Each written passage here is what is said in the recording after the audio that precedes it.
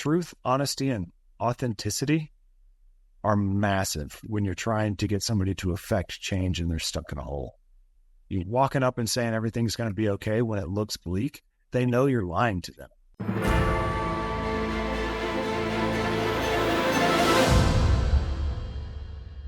I'm excited that I'm here today with Josh Wathen, and I've had the pleasure to meet Josh, and I am so excited about our topic today because I think it is a topic that affects way more people than we often realize. A little bit about Josh. Josh is a U.S. Army veteran, and he holds qualifications as a Special Forces Weapons Sergeant, a Special Operations Combat Medic, and an Airborne Infantryman. So, Josh, first of all, people are probably wondering, like on this podcast, like, why are you all of a sudden talking to this Army vet? Well, that's because we're going to have a really powerful discussion today on something that I think affects a lot of folks in the military, but even more so, people just in the general civilian public, and people don't realize it. I want to start, Josh, by saying a big thank you, man. I don't take lightly what people in the armed forces do. I personally don't know how you do it. It's not part of my makeup. Like, it baffles me. I'm sure if I had to, I would. But you did it willingly and voluntarily. And man, we just appreciate you. And it doesn't go unnoticed. And I know probably you may hear it from time to time, or maybe you don't hear it enough, but just know that, like, man, I appreciate you, and we do appreciate you.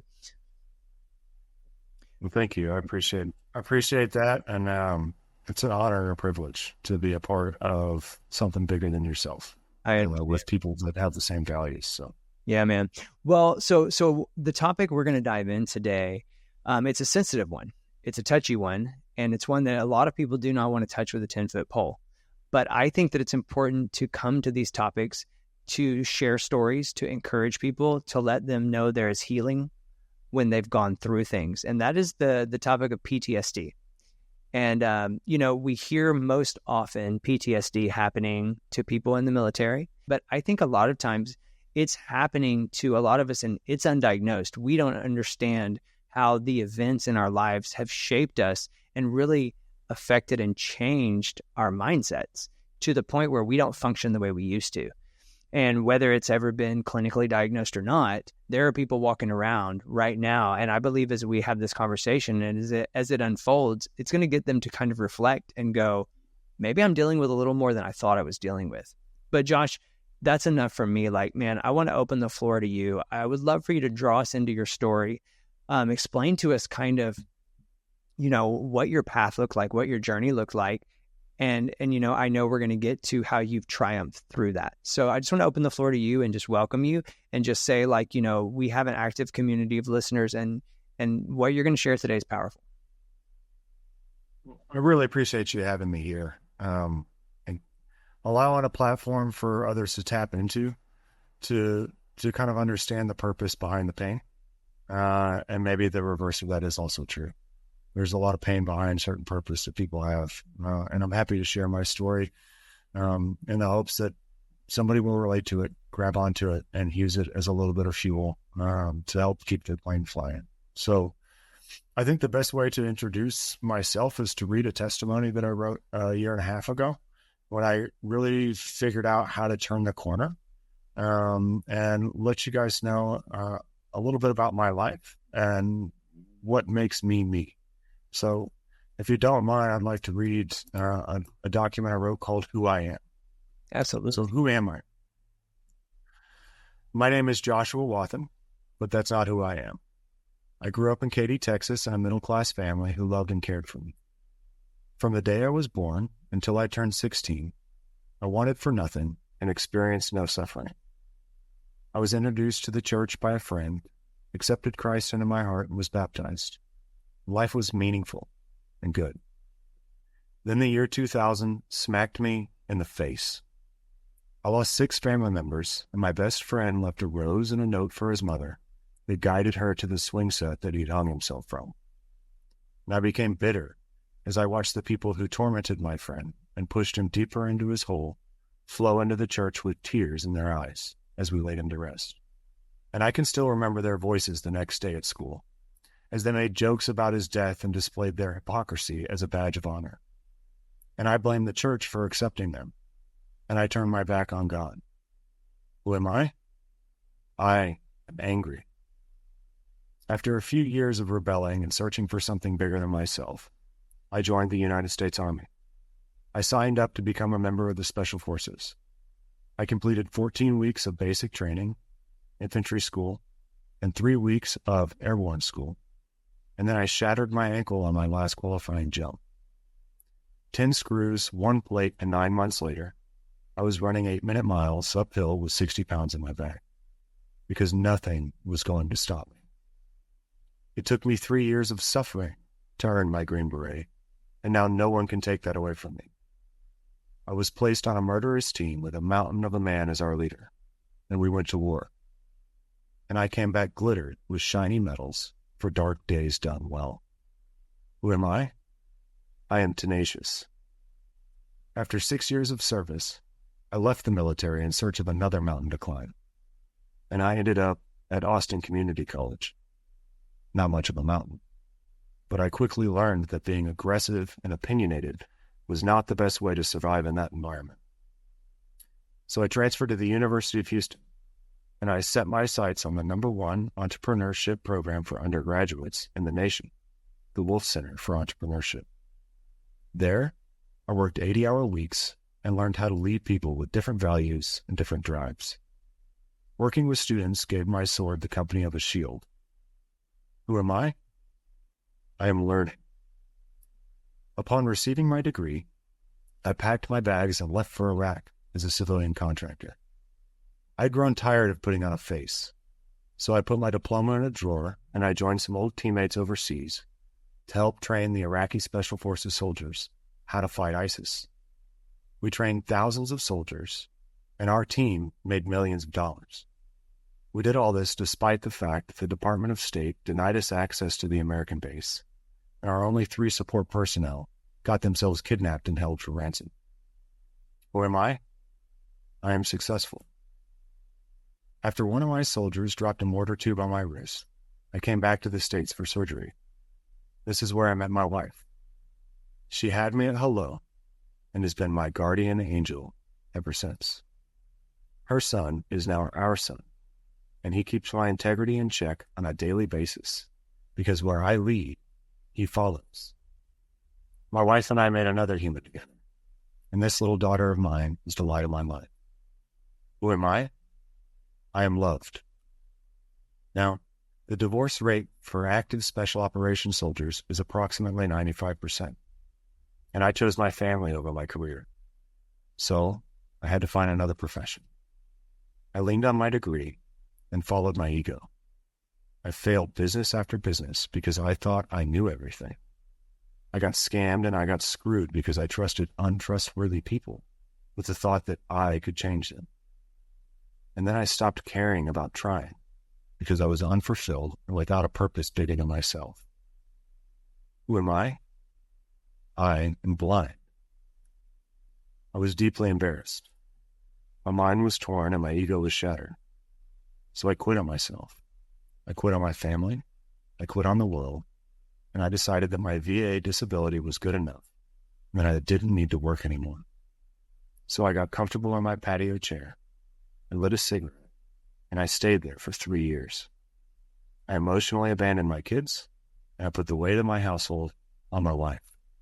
And like the living dead, I roamed the property and spoke to no one. Eventually, my guardian angel had enough and called a friend to come over to try and talk to me. After realizing that he wasn't going to leave, even though I had locked myself in my shop and told him to go away, I fell into a rage. I charged into my house, down the hall, and into the kitchen, where I slapped a light fixture that's the size of a church bell and shattered it into a million pieces. I pointed my bloody hand at my friend and yelled, "Leave now, or you'll never leave." And as he hustled out the door, I turned my hate towards my wife. I called her names. I told her that I hated her and that I was going to divorce her. Who am I? I am lost. You know, my wife could have left me that day, and I wouldn't have blamed her. But she is no ordinary woman. She is my guardian angel. Instead, she picked up the phone and called the PTSD Foundation of America and put me on the phone with a veteran who understood how I felt. That very night, I was at a warrior group with my brothers working on my faults. And during this journey, a veteran brother came out to my house several times while I was reliving my dark days and simply sat with me as a brother who had been where I was. Eventually, he and other brothers pulled me out of my home. Then they gave me a job, and with that job came purpose. Then they showed me Lone Star Cowboy Church, and with that church came life. Now I find myself leaning into my faith and saving lives. I find that the tears in the fabric of my family are mending. And here today, I see my bloody trail being washed away, and I thank God. Not anger, tenacity, learning, success, nor love could cure my blindness, because faith is the only map that truly leads the lost. Who am I? I am here. Who am I? I am His. Who am I? I am home. I'm grateful for the opportunity to have been through the pain. It showed me what my purpose is supposed to be. And to share that with you today. Man, Josh, thank you. That's powerful. That is just super powerful. I think it's just like setting in,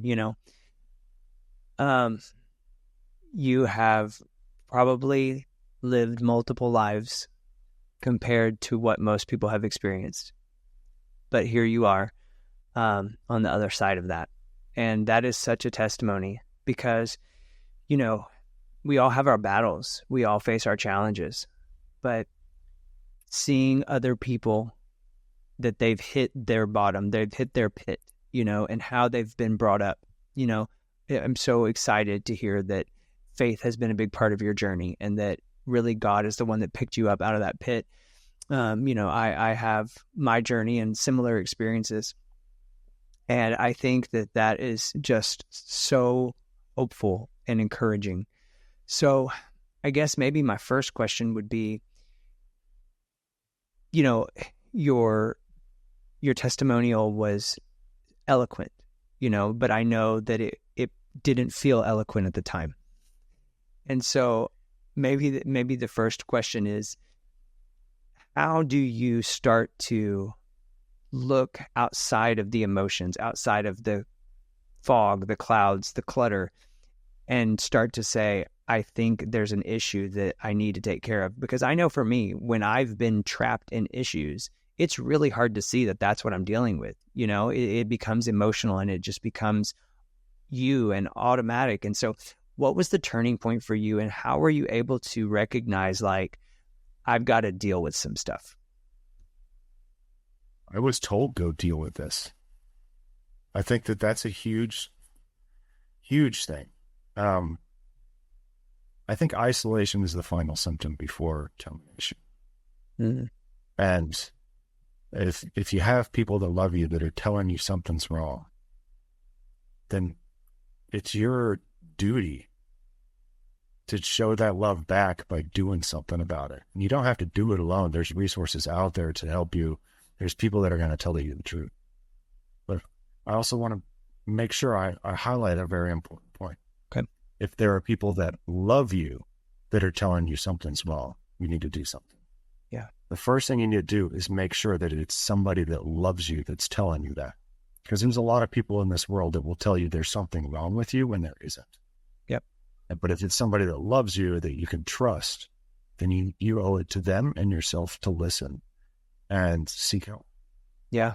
No, I think that's really well put.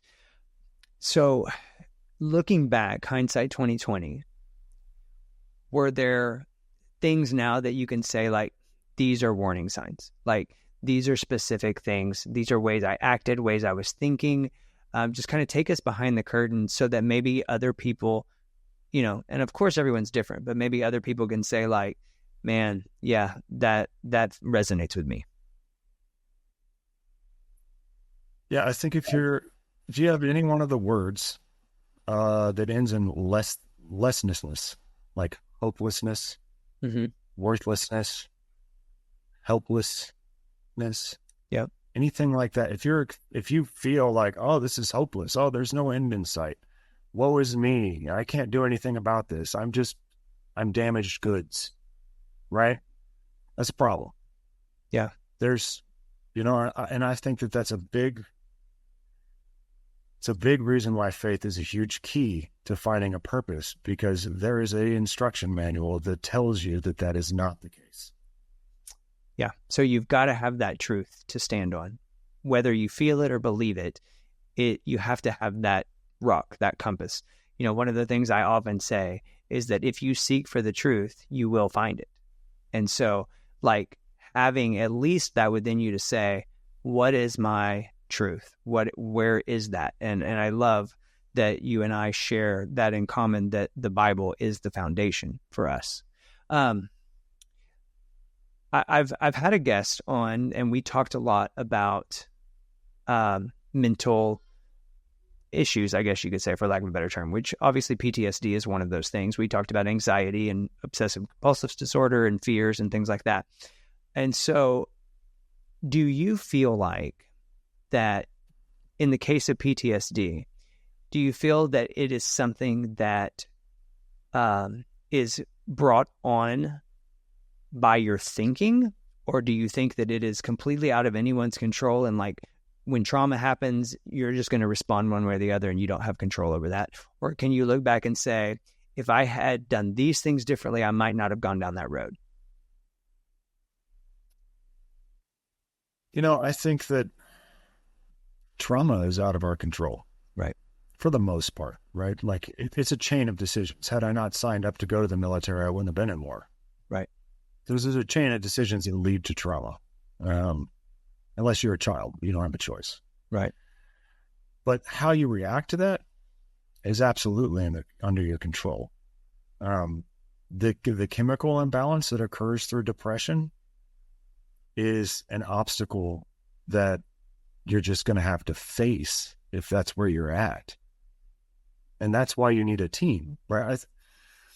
I don't think that, and this is my opinion, I'm not a medical professional by any means, but in my opinion, I think that some of the medications that the VA prescribes are 100% valuable in getting somebody from, I want to off myself, to let me think about a better way of doing things. And then, they're not a long-term solution, as far as I can tell, working with other veterans that suffer from PTSD, because it's a numbing sensation. It seems to be treated like a tranquilizer. You're frantic, you're panicked, we're worried that you're going to do something irrational. Let's slow you down a little bit. Okay, if that's what's needed in the moment to keep you here so that we can talk long-term purpose and fulfillment to get you back to where you want to be, then let's figure out the plan to work off of those medications based on the treatment program, right? So as a stopgap, it's there. As a magic pill that you can take to solve something that's fractured internally, that's hope. That's misplaced hope, as far as I can tell. Well, and I appreciate you bringing that, because, I think a lot of times, and maybe this is, for this podcast purposes, a lot of times people run to medication and they're not looking for any other help. They're just saying, as long as I can take this pain reliever, as long as I can take, these, whatever they are, then I'm going to be okay. And I hear what you're saying, that that's not long-term. And that if anything, it's going to end up causing more damage in the long run, because for one, you're not facing the issues. And for two, you're depending on a chemical substance, and who knows what that's going to do to your body over the long haul. So, I think one thing that people who are listening might have to stop and check is, am I looking for a hope and a way to create a better environment within myself, whether that's spiritually, mentally, emotionally, all those things? Or have I just kind of given up and said, they've prescribed me this medicine and it seems to keep me in check, so we'll be fine that way? And I hear what you're saying, that don't settle for that. There can be wholeness if you're willing to work it out. Yeah, that's 100% correct. It's, especially if you talk about depression specifically, mm-hmm. it's often compared to a 50-pound blanket that, oh, I just don't want to get out of bed. This thing's kind of holding me down. Yep. I think the pill just makes you happy that you're covered in a blanket, or maybe not happy, but complacent about it. Yeah. It doesn't remove the blanket. Well, and I've never taken medication for any sort of mental or emotional things, but I've had to take some strong pain medication in my life because of surgeries I've had and things like this. And it kind of sounds similar in that the pain doesn't go away. You just don't really care. It's like, I'm here, I'm in it, and, oh, well. And then, once it wears off, then you care again. So I can imagine that that's kind of what it's like treating that in a way. So, shifting gears just a little bit, tell me, what was your breakthrough? I know that your wife had referred you to a program, for lack of a better term, that was designed to counsel you. And, obviously you started doing that. So what was kind of the turning point when you started to feel hope again and to say, okay, maybe this is worth working through? It's a long process. I would say the initial part was she didn't just refer me. She handed me the phone. Mm-hmm. And on the other side of that phone was another combat veteran that was like, bro, tell me a little bit about yourself. And so there's a mutual respect there. So I'm still a human. I talked to him. Sure. And he was like, oh man, you sound like a good dude. Come hang out with us. And so I was like, well, all right. That's not what I was expecting. Went and hung out, and I didn't say anything for a while. Warrior groups they're run like an Alcoholics Anonymous group or an NA group or something. It's a big circle. Everybody kind of talks. You don't have to talk if you don't want to. Yeah. But just being in a room and listening to other dudes go, this is what I've been through. This is what I've been through. In my head, it was, oh, wow. I'm not special. 2, I'm not the only person that's been through some stuff. And 3, I really should stop throwing a pity party because these dudes have it way worse. Wow. And so that was a big piece to just kind of start the process. And it took a while of going, not going, going, not going. And I think the biggest turning point was them, they took me on a fishing trip. They get sponsored stuff like that. So I was like, okay, I'll go hang out, do a fishing trip. And, I was a little freaking out because I had dogs and like chickens that I was out there every day. And we're like, I'm afraid to leave them in the backyard, and just kind of anxious about a lot of stuff because I hadn't had much change in forever. But I went out, and by the end of the day, when we got back to their office where our vehicles were, they had offered me a job, or at least a chance to interview for a job. Wow. So I felt some value. Yeah. And I've run companies before, right? Like I've taught leadership to, big CEOs and things like that. But then I had gone down this path of just self-pity and kind of this false narrative of, oh, I'm not really worth anything. And I think a lot of that was falling on my face with my ego. So then once I started working there, and I realized, oh, yeah, okay, this feels like the old me. It was, Maslow's hierarchy of needs. It was that self-actualization of, wait, no, I can do stuff. I can have an impact. I don't need to go sit out on the patio because I'm angry. Like, that's okay. I can be angry, but I don't have to react that way. Yeah. I think another piece for me was, you go to a therapist or a psychologist or whatever, and it seems to always be, and I've talked to a lot of them through the VA. Let's not get started down that road, but it seems to always be let me give you a hug. It's going to be okay. We'll work through it together. Da, da, da, da, da. And I do not respond well to that. Yeah. But when the dude sitting next to me was like, how are you going to call yourself a Green Beret and you're not even getting off the couch? Like, do something with your life. And I was like, okay, tell me more. I responded really well to a challenge. Yeah. And to other dudes creating a little bit of competition. Yeah. And there is a balance, right? If you have somebody at your house that you're trying to help, I wouldn't recommend just walking up to them and screaming at them. That's probably not a good idea. Right. But finding somebody that they connect with, that they can be very direct and upfront.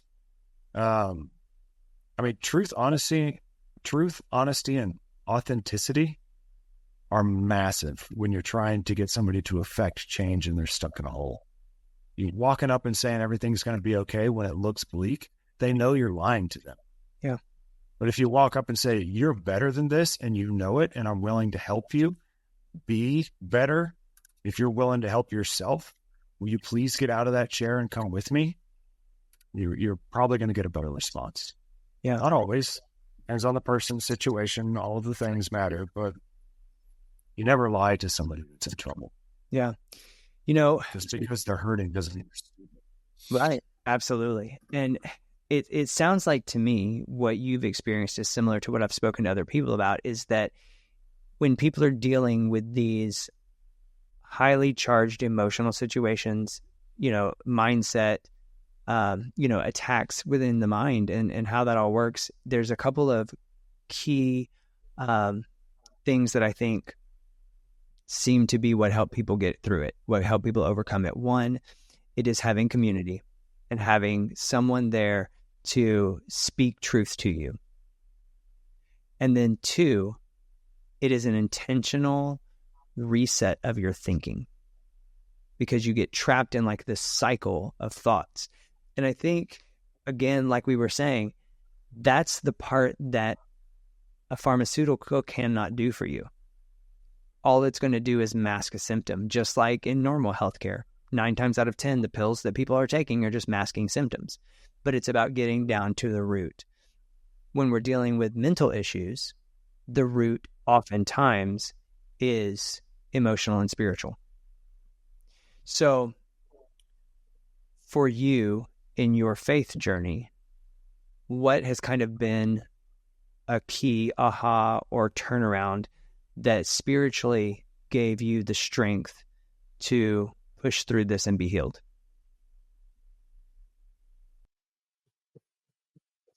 Well, I would start off and say that it's a daily thing. You have to die to yourself daily, right? That's written in the word. So you don't expect to have an aha moment and everything be easy, because that's not the case. But I would say,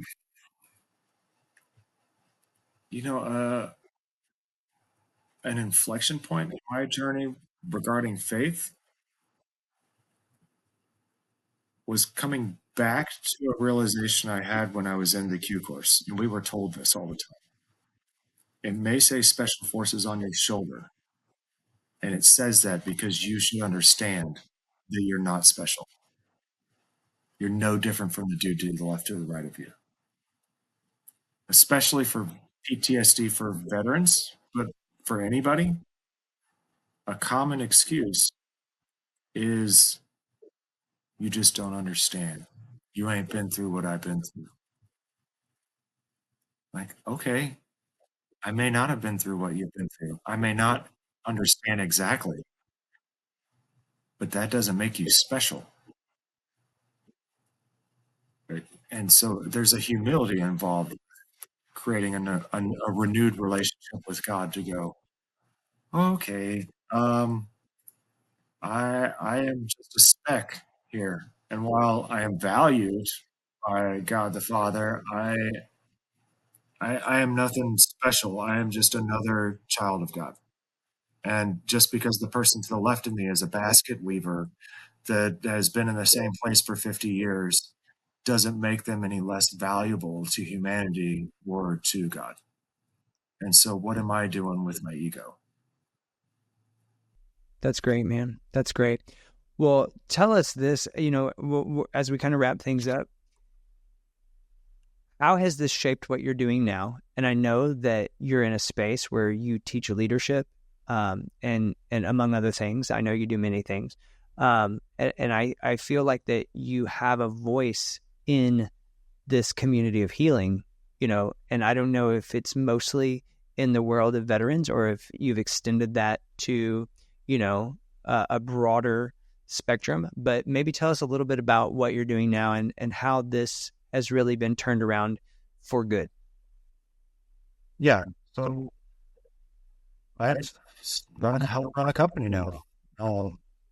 Partnered with another veteran. Uh, We do cybersecurity, strategic consulting. I'm not the IT guy. I'm not the technical person. I understand security based on my military, profession and the physical and digital aspects of what are needed. Yeah. And then I've got a specialization in leadership. So I'm able to help Jason out when it comes to, let's talk about the cultural change management in a company that needs to happen in order to implement certain countermeasures and defensive measures for cybersecurity. But ultimately, it's working with people outside the organization as far as partners and clients are concerned, networking, referrals, inside the organization as far as who's going to be here, who's a cultural fit, who has the same values, who's showing up to serve and make themselves better. That's my focus. Jason's focus is to make sure that they're technically proficient at what they need in order to do the job, but I want to make sure that the team stays whole, right? The Ideal Team Player is a great book to read for that if you want to learn about kind of the cultural fit of somebody. Other than that, I am on a board of advisors for Owners in Honor, which is a nonprofit organization that's a search fund for veterans that want to buy and sell a business. They'll provide all the training that's needed for that, and they'll provide the financing function. I help out and volunteer with Mighty Oaks, PTSD Foundation, you name it. If they call me and they're genuinely having an impact, I will try and find a way to help, even if that's you need to meet X, Y, and Z people to help them fill gaps. And Mighty Oaks, I absolutely adore that organization. It's run by Chad Robichaux, who's has helped pioneer Save Our Allies and like all kinds of stuff. But it's all faith-based PTSD and suicide prevention stuff. And then I do a ton with my church. We run a Warriors of the Bible program where I go to a cowboy church, so there's an arena there for rodeos, and we leverage that property of 60-plus acres and the arena to do things like a Be Prepared class, where we talk about Revelations, and we talk a little bit about how do you prepare for a storm, natural disaster, anything like that. We do team building exercises. We do a Memorial Day event. We do an obstacle course for the kids, and kind of take these military-esque skill sets, find places in the Bible where they fit, and make sure that we incorporate God into everything, but more importantly, give God glory for everything that we're able to do. And try and use some of those activities to attract folks that maybe wouldn't have come to our church if they weren't there. To expose them to a little bit of value from a technical perspective and a whole lot of value from a spiritual perspective. Yeah, man, that's exciting. And I guess the theme that I'm hearing through everything is really giving people purpose, like letting people see that they're valued, that they do have a purpose, and no matter what they've been through and no matter where they are, it's time to move forward and do more with what God has given you, do more with your life. And you're a walking testimony of that, man. So thank you for sharing that. Truly appreciate it. What if someone's listening right now and maybe they are a veteran and they're saying like, I would like a community. I would like to reach out to someone and just, maybe it's time for me to talk to somebody. What's the best course of action for them? If you want to get a hold of me, get on LinkedIn. Okay. Just LinkedIn /Joshua Wathen. That's me. You'll find me. I'm happy to have a conversation with anybody. Give me a couple of days. I'm super busy, but I will talk to you. If you know somebody that needs help, the PTSD Foundation USA.org, I believe is their website. But if you just Google the PTSD Foundation, same thing with Mighty Oaks. So I'll give you kind of a reference. Mighty Oaks does week-long retreats. It's basically a 5-star retreat where you're going to be on a massive ranch and get served 7-course meals 3 times a day and go through classes and small team stuff, and everything is faith-based. So even if somebody isn't connected to God, I would still recommend going. They'll get exposed to God, but you don't force anybody to do anything. It's just, this is how we've learned to solve this problem. Yeah. The PTSD Foundation, their in-house program is Camp Hope. So Camp Hope is a 9-month inpatient process. Both programs are totally free to the veteran. All right. Camp Hope, I believe, is only male combat veterans because it's all inpatient, at least right now. Mighty Oaks they have a women's program, and they have, I think they're allowing non-combat veterans as well through their program. So it's a week versus 9 months. And then if you need stuff in between, the PTSD Foundation basically runs an outreach program where they have community partners that are all different types of veteran nonprofits, so they can find you something that fits for you. And I'm happy to be a guide as well. And, let me say this. A lot of the veterans that I've met that have PTSD, really bad symptoms for PTSD, war just unlocks childhood trauma. And they're fortunate that they are a veteran and they have the resources they have. Wow. So just keep that in mind if you're a listener and you're not a veteran and you're thinking, oh, who do I call? There's plenty of organizations out there. And if you need help, call, let me know and I'll find you out. Man, Josh, that was probably the bomb there. That's powerful to realize that most veterans that are dealing with PTSD, it's not because necessarily what happened with them in the service. It's what happened before they got into the service, and then it was manifested, basically. And yeah, man, and that's kind of how we started the episode was, bringing that to light, that there's a lot of people that are dealing with PTSD, and maybe they don't realize it, or, they feel like, oh, well, I'm not that special, like I'm not a military person or, whatever. And so they feel like they just kind of ignore it. So, man, you've brought some amazing insight today, man. I thank you so much for your story. I thank you for sharing it. Thank you for being a resource for people in need. And we will put all of this information in the show notes and the show description so that people can easily reach out to you.